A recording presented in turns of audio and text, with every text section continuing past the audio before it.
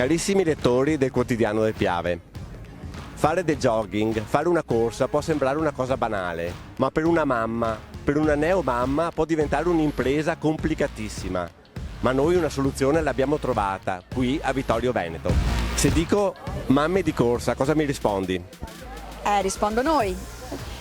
Noi siamo un gruppo di mamme, appunto, che ci incontriamo qui al Marco Polo ogni martedì e giovedì alle 18 e andiamo a correre, a camminare, a correre, ci prendiamo un'ora tutta per noi e abbiamo qui al Marco Polo chi ci tiene i bambini e quindi ci dà la possibilità appunto di correre un'ora in modo tranquillo.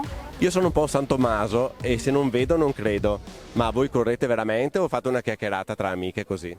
Una chiacchierata. Vai, prova, vieni a cambiare, vieni con noi, cambiati. Io accetto la sfida, si parte? Si parte.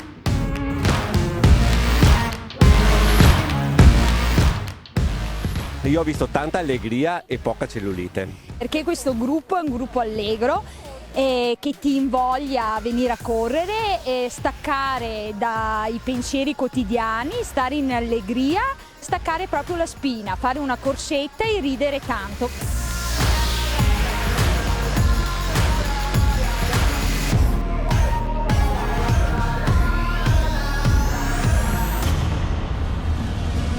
Tutto questo è possibile perché c'è il Marco Polo Sporting Center e c'è Giovanni. Cerchiamo di mettere a disposizione il nostro spazio, la nostra struttura e abbiamo un immenso piacere avere qui le nostre mamme, grazie prima di me anche a Tamara e Marzia, quindi non sono l'unico ad aver creduto fin dall'inizio in questa iniziativa e comunque sono belle da vedere, insomma. È una passeggiatina quella che facciamo o è una corsa? Vi confermo che è una corsa, ma qui ci sono degli atleti veri, delle atlete in questo caso.